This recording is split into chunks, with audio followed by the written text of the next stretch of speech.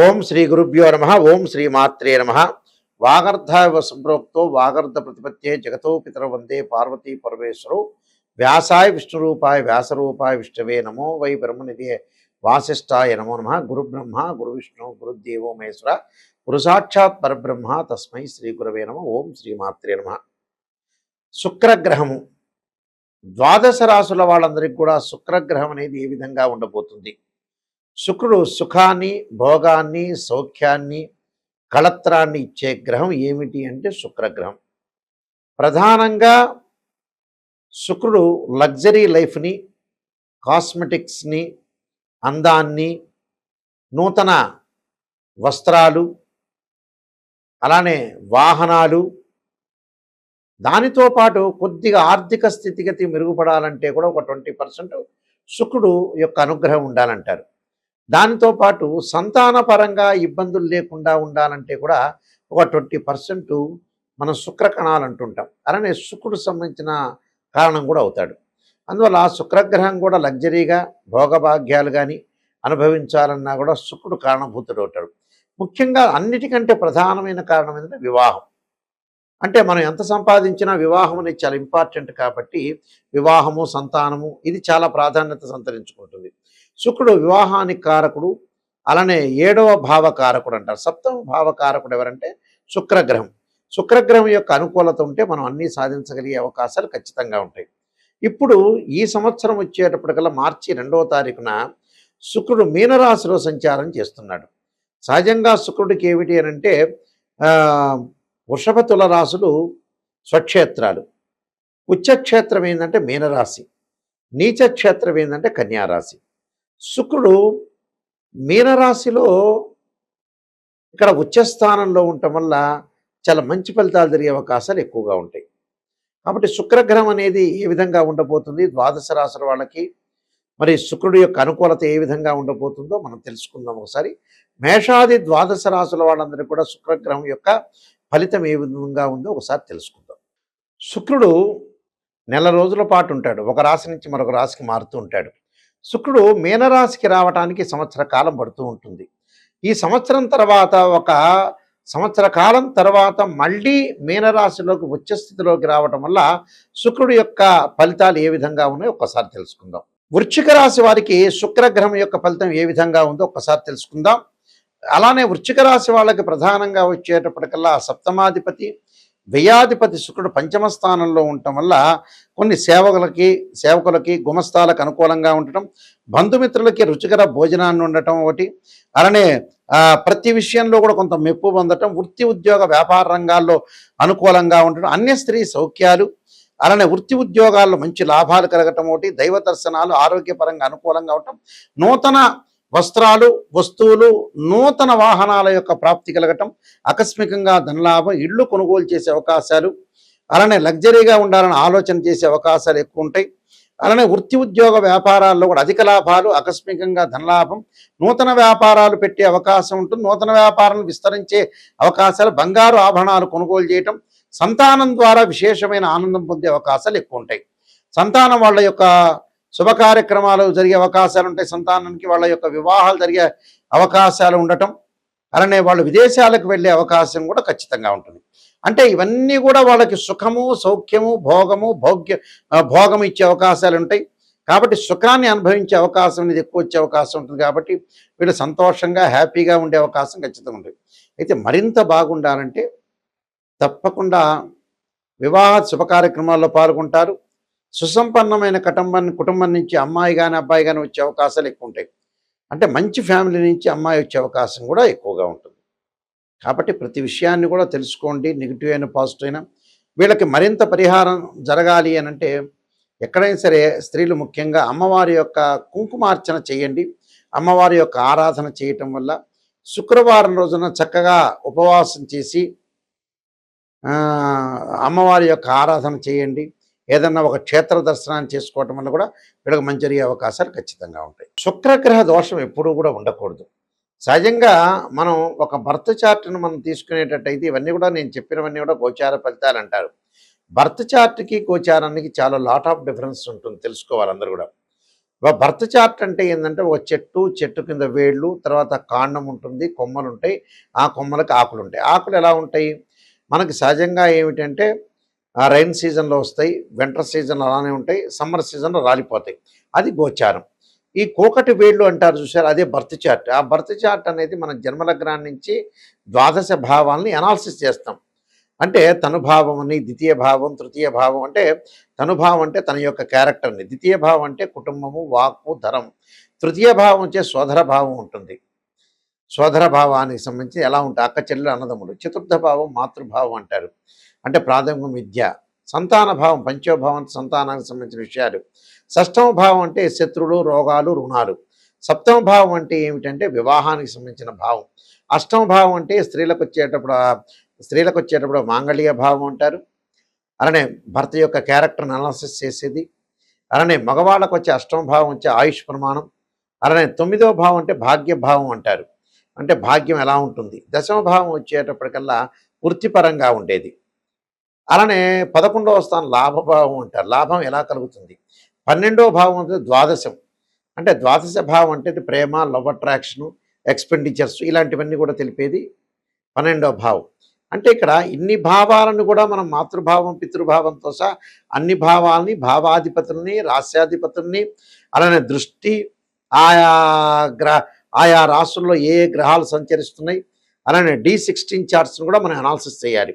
ఒక వివాహం కావట్లేదు అంటే ఖచ్చితంగా నవాంశము, భావచక్రము, రాశిచక్రం 3 అనుసరించాలి. రాశిచక్రాన్ని చూడాలి, తర్వాత నవాంశం కూడా వైవాహిక జీవితం తెలిపేది, అలానే భావచక్రాన్ని కూడా చూడాలి, దశలు అంతర్దశలు కూడా చూడాలి. అంటే D16 చార్ట్స్ ఎప్పుడు కూడా చాలా ఇంపార్టెంట్. అలానే మనకి సంతానపరంగా మనం చూడాలంటే రాశిచక్రము, సప్తమాంశము, భావచక్రం చూడాలి. వృత్తిపరంగా చూడాలనుకో రాశిచక్రము, దశమాంశము, అలానే భావచక్రం చూడాలి, దశలు అంతర్దశలు. అంటే మ్యాథమెటికల్ క్యాలిక్యులేషన్ వేసుకుని కరెక్ట్గా చూస్తేనే చాలా మంచిది. ఈ కాలంలో చాలామంది కూడా ఎవరో కన్సల్టింగ్ ఫీజు విషయంలో కానీ, తెలియని వాళ్ళ దగ్గరికి వెళ్ళటం కానీ, ఇలాంటి సంఘటనలు చాలా జరుగుతుంటాయి. గుళ్ళో అర్చకుల దగ్గరికి కానీ వాళ్ళకి నామినల్గా చెప్తారు కొంతవరకు మాత్రమే.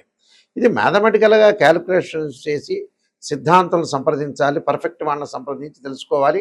ఇంకో తెలుసుకోవటంలో కూడా గురువుగారు, నాయకంటి గారు మాకు నెగిటివ్ చెప్పండి, పాజిటివ్ చెప్పండి, ఉన్న విషయాన్ని చెప్పండి అని మాత్రమే చెప్పాలి. నిజంగా వచ్చేటప్పుడు చాలామంది కూడా ఎంత పొగిడితే అంత మంచిది అనుకునే వాళ్ళు చాలామంది ఉన్నారు. దానివల్ల నష్టపోయేది మీరే. ఎవరు జ్యోతిష్యులు నష్టపోరు, ఎవరు నష్టపోయే జరిగేది ఏమీ లేదు అక్కడ. మీరు అడిగే ప్రశ్నకి క్లియర్గా ఓపెన్గా చెప్పండి గురువుగారు అని అంటే వాళ్ళు ఓపెన్గా చెప్పించుకోండి జాతకం. మా దగ్గరనే కాదు, ఎవరి దగ్గరైనా సరే జాతకాన్ని ఓపెన్గా చెప్పించుకోవాలి. దాని రెమెడీసు మీరు సేవ్ అవుతారు లైఫ్లో. అంటే ఆరోగ్యపరంగా ఇబ్బందులు కలుగుతున్నాయని ఆ గురువుగారు చెప్పిన తర్వాత వెంబటే మీరు సేవ్ అవుతారు. చాలా జాగ్రత్తగా అనుసరిస్తారు, డాక్టర్ని కన్సల్ట్ చేస్తారు, భగవంతుడి యొక్క ఆరాధన చేస్తారు. ఇవన్నీ కూడా చాలా ఇంపార్టెంట్. ఫస్ట్ నెగిటివ్నే తెలుసుకోవాలి. నెగిటివ్ తెలుసుకుంటే ఆ నెగిటివ్లో మనం పాజిటివ్ వస్తాం. అంటే శ్రేయ లోపం మెరుగుట పెద్ద విద్య, లోపం మెరిగిన వాడే పూర్ణుడవుతాట. అంటే మనలో లోపాలను మనం సవరణ చేసుకుంటేనే వాడే స్థితప్రజ్ఞుడు, వాడే నెంబర్ 1 అవుతాడు, వాడే సూపర్ స్టార్ అవుతాడు. అయితే శుక్రుడు వచ్చేటప్పటికల్లా వివాహానికి సంబంధించిన కారకుడు. చాలామంది కూడా ఈ మధ్యకాలంలో వివాహానికి సంబంధించిన విషయాల్లో వివాహాలు లేట్ చేసుకోవటం ఒకటి, ఒక అమ్మాయికి డైవర్స్ జరిగినా కూడా సరిలేదే అనుకోవటం, ఒక ఆస్ట్రాలజర్ దగ్గర అప్రోచ్ అయినప్పుడు నిజం తెలుసుకోవాలి. కొంతమంది చాలామంది కూడా అండి ఫస్ట్ మ్యారేజ్ అయినా, సెకండ్ మ్యారేజ్ అయినా, థర్డ్ మ్యారేజ్ అయినా అసలు కదలటల్లా మనుషులు. ఏముందిలే అని లైట్గా తీసుకునే వ్యక్తులు చాలామంది ఈ మధ్యకాలంలో కొన్ని లక్షల్లో ఉన్నారు ఇలాంటి జనాలు. వాస్తవంగా జీవితాన్ని మనం కాపాడుకోవాలి, ఎప్పుడు కూడా నెగ్లెక్ట్ అనేది చేయకూడదు. ఒక అమ్మాయి కానీ అబ్బాయి కానీ వివాహాన్ని చాలా ప్రయారిటీ ఇవ్వాలి. వీళ్ళు ప్రయారిటీ ఇవ్వకుండా ఏదో మ్యాచింగ్ చూసుకొని కంప్యూటర్లో చూసుకుని మ్యాచింగ్ ఏదో గుణాలు వచ్చినాయి ముందుకు వెళ్ళటం ఒకటి. వాస్తవంగా ఏంటంటే ఒక జాతకాన్ని మనం చూసేటప్పుడు ఖచ్చితంగా గ్రహమైత్రి, రాశి పొంతన, నాడీ దోషం, రజ్జు దోషాలు, అలానే తారాబలం, వశ్యము, వర్ణకూటమి, శ్రీదీర్ఘ కూటమి, మహేంద్ర పొంతన, షష్టాష్టకాలు, ద్వాదశాలు, అలానే శుభనవపంచకాలు, అందులో స్పష్టంగా మనం తెలుసుకోవాలి. స్పష్టంగా తెలుసుకోవాలంటే షష్టాష్టకాలు రాగానే అవి చెడుని కాదు, అశుభం ఉంటాయి, శుభ ఉంటాయి. ద్విద్వాదశాల్లో కూడా శుభ అశుభ కూడా ఉంటాయి. అలానే నవపంచకాలు అంటాం 5, 9, దానిలో కూడా శుభము అశుభం ఉంటాయి. తృతీయ ఏకాదశులు ఉంటాయి, సమసప్తకాలు ఉంటాయి. ఇలాంటివన్నీ కూడా ఆస్ట్రాలజీలో చాలా ఉన్నాయి. మన జాతకంలో ఎప్పుడు కూడా 6, 8, 12 స్థానాల్లో శుక్రదోషం ఉండకూడదు. శుక్రుడు అశ్విని, మఖ, మూల, ఆరుద్ర, స్వాతి, శతభిషము, మృగశిర, చిత్త, ధనిష్ట నక్షత్రంలో ఉండకూడదు. అంటే ఎక్కడెక్కడ ఏ గ్రహాలు ఎక్కడెక్కడ ఉండకూడదు. శుక్రుడు రాహుతో కానీ, కేతువుతో కానీ, కుజుడితో కానీ, శనితో కానీ కలిసి ఉండకూడదు. 6, 8, 12 భావాల్లో ఉండకూడదు. శుక్రుడు పుష్యమి, అనురాధ నక్షత్రాల్లో ఉండకూడదు. అంటే శని నక్షత్రాల్లో కూడా వాస్తవంగా పుష్యమి, అనురాధ, ఉత్తరాభాద్ర నక్షత్రంలో కూడా ఉండకూడదు. అలా 2వ భావం, 7వ భావం, 8వ భావం, 12వ భావం చూడాలి. నవాంశాన్ని చూడాలి. లగ్జరీగా అనుభవిస్తున్నామా లేదా చూడాలి. అసలు వివాహం అవుతుందా కాదా చూడాలి. కొంతమందికి దగ్గరికి వచ్చినట్టు వచ్చి వివాహాలు వెనక్కి వెళ్ళిపోతుంటాయి. నిజంగా నెగ్లెక్ట్ చేస్తుంటారు. ఒక సంబంధం పోగానే ఫెయిల్ కాగానే ఇంకో సంబంధం అప్పుడు కూడా చాలా ఆశ్చర్యకరమైన విషయం ఏంటంటే ప్రజల్లో తెలుసుకున్నది, ఒక సంబంధం ఒక మనిషికి ఫెయిల్ అయిపోయిన తర్వాత, డివోర్స్ జరిగిన తర్వాత మళ్ళీ అతను జాతకాన్ని చూపించుకోవటం, సరైన రెమెడీస్ చేసుకోలేకపోవటం చేస్తున్నాడు చాలామంది కూడా. జీవితం అనేది కొంతకాలం, ఏం 90 ఏళ్ళు 100 ఏళ్ళు బతికేది ఏమి లేదు. 50-55 ఏళ్ళు రాగానే జీవితంలో బోనస్ మార్కులే ఆయుష్. గుర్తుపెట్టుకోండి, ఈ మధ్యకాలంలో 100 ఏళ్ళు 200 ఏళ్ళు అనుకుంటున్నారు చాలామంది. అది కాదు. 55 ఏళ్ళు 60 ఏళ్ళు కాగానే ఫైనాన్షియల్ పరంగా కానీ, పెళ్ళిళ్ళ పరంగా కానీ, పెళ్ళి అనేది ఖచ్చితంగా ఇన్ టైంలో జరగాలి. డబ్బులు సంపాదన ఇన్ టైంలో ఉండాలి. ఎప్పుడో వచ్చి గురువుగారు, నాయకంటి గారు, మేము 60 ఏళ్ళు వచ్చినాయండి, 65 ఏళ్ళు వచ్చినాయండి, నేను ఎంత సంపాదించాలి, ఏం సంపాదించాలి, నేను ఇప్పుడు బిజినెస్ చేస్తున్నా అంటే అయిపోతుంది జీవితం.